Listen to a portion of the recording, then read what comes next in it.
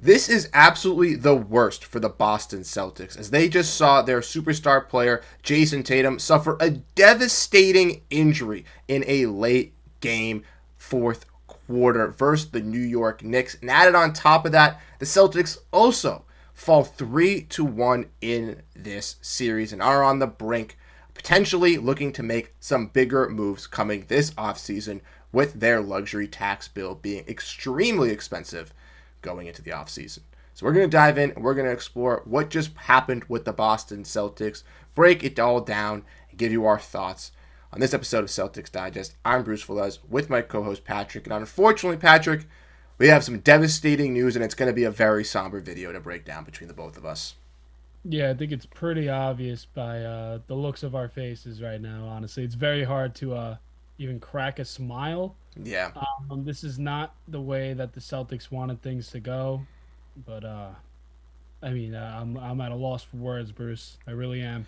I ultimately am too, and I felt this a lot with the Phoenix Suns this season covering them, but I haven't felt it with the Boston Celtics this season. But truly, like you said, I am at a loss for words. So Patrick, let's get into it and let's dive into all of this Celtics news that we have here. As like you mentioned, it's absolutely devastating for the Boston Celtics, as we saw Jayson Tatum get injured, in which it looks like could be a potential injury that could linger into next season. If we want to look at the update, hit the wrong button there. If we want to look at the update here from Jesse Morez, we can see that he analyzed that he thinks this injury is an Achilles tendon injury, which a lot of Celtics fans and a lot of people on social media think happened to Jayson Tatum. It was obviously a non-contact injury, and it just does not look great for the superstar. A lot of people were comparing to what happened to Damian Lillard earlier on in the playoffs, and once again, we all know that that's going to be gruesome for the Boston Celtics, especially if Tatum has that Achilles injury, because it would mean he would be out for the whole season, which means this would affect not only this Celtics team in the playoffs, but next year's team as well for their full effect. Now, obviously, it could be an ankle, and we're hoping that it's an ankle injury, but this is obviously looking like the worst, Patrick, don't you think?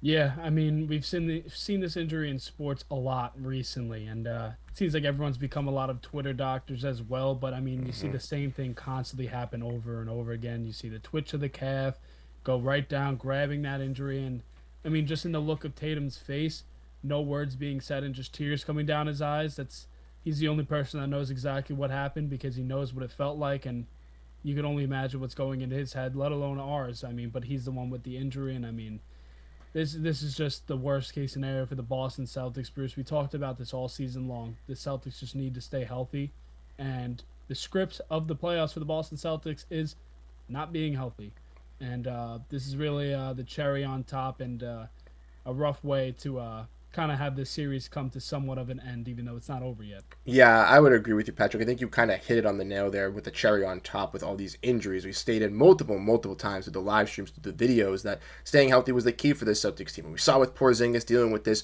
illness. He hasn't been great through the playoffs. Jaylen Brown has had sparks where he's looked very dominant, but also sparks where he hasn't looked the greatest. Tatum had that wrist injury, came back and looked fantastic, but then had some shooting quarrels and some games this series, and now once again getting this devastating injury following a phenomenal performance from the superstar as well, Patrick, in MSG, with the series on the line basically for the Celtics needing to win to go back to Boston tied 2-2. He had 42 points, 8 rebounds, and 7 threes, shooting 57% from the field. And even though some of those threes were deep and weren't the greatest shots that he could have taken, he was doing his best to carry this team and unfortunately, the Celtics fell short in doing so, losing 121 to 113.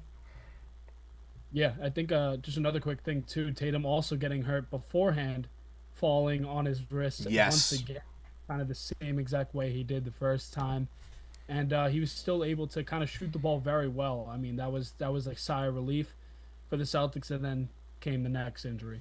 Mm-hmm. But I mean, he was an absolute killer. A lot of people doubting him, talking about him not having a killer's mentality and kind of just going against game plans. A lot of guys on ESPN saying that's the difference between him and Ant. He's kind of just still having an attacker's mentality, and this is the game that showed that Tatum can actually do that, even though we've seen him do it a plethora of times. Yes. But this is the game to do it. I mean, game four is a really tough game, especially after that game three, which is the winner of that most likely wins the series, as a lot of people were talking about. And now this one is even tougher than that one just because of what's on the line. The Knicks would rather go up 3-1 and not go to 2-2.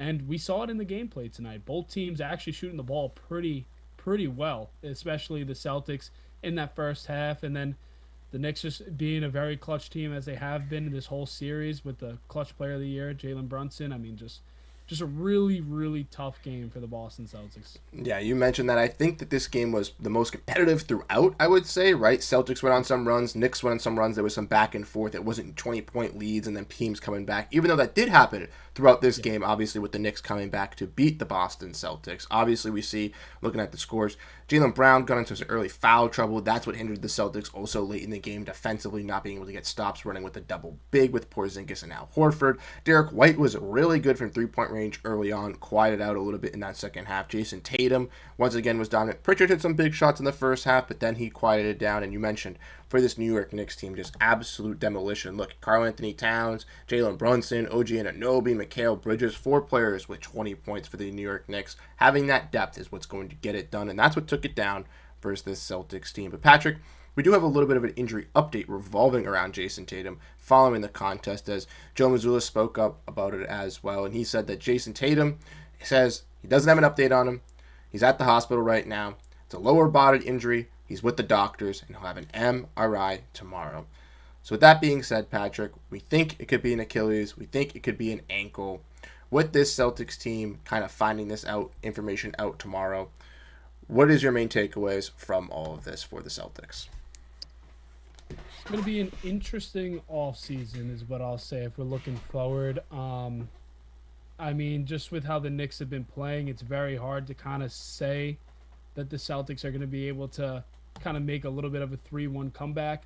But, I mean, there's always hope, man, that this team has fought time and time again, winning games that they're not supposed to win. They still got the guys to do it. We always said that they have a 6-man starting lineup, and they still do.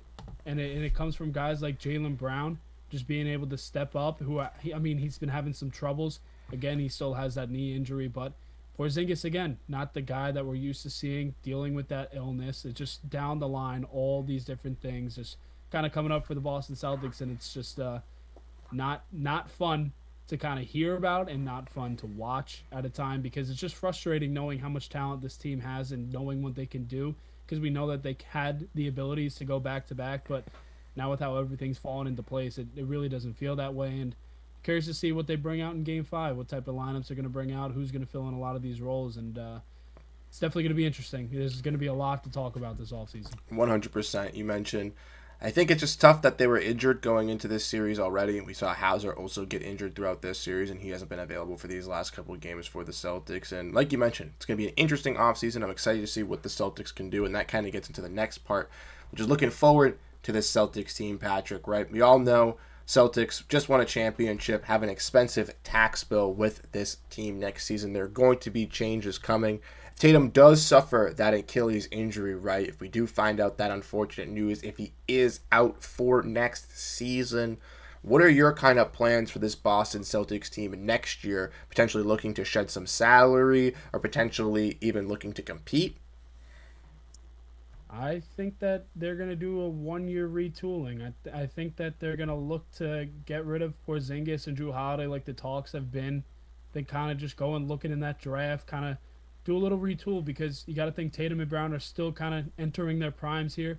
Derrick White seems like a guy who's going to be sticking around for a very long time, and I think this is a weird opportunity for the Boston Celtics to kind of deal with that. You kind of get off of these contracts and actually have a good reason to.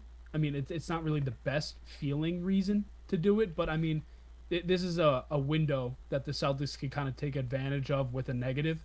And I think that Brad does a very good job in the draft and with free agency, that you just believe in a guy like this to be able to get things done. And I think that you could really look at more guys on bigger contracts, and just kind of spread the love a little bit more and find better guys to better suit the three that I said in White, JB, and JT, even though these guys suit them very well, who's with the team right now. But I think it's a good opportunity to kind of retool what they're looking at, give a lot of guys opportunity next year to get bigger minutes like a Pritchard, and if Sam Hauser's able to come back, and what Al Horford's future looks like as well. I mean, that's definitely up in the air with this as well. It's really crazy to think about how, if Tatum's Achilles is what this is, how much that changes the Celtics like immensely, because I really think that this changes everything, like truly.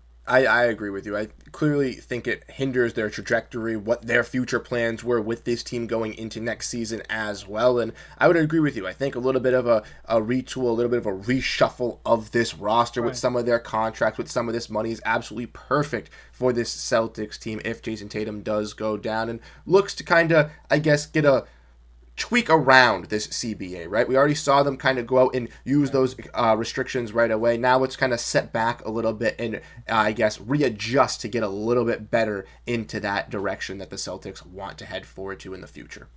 Yeah, and you got to think about it positive. I mean, years are a very long time, even just one, but that's just one season. Yep. That's just one season of kind of just pulling things together again and kind of getting under that whole apron that we've been talking about all Mm-hmm. season long. But like I said, you got to take the positives out of the negatives, and I think that this is like the best case scenario in a way. But I mean, at the same time, it's a terrible feeling.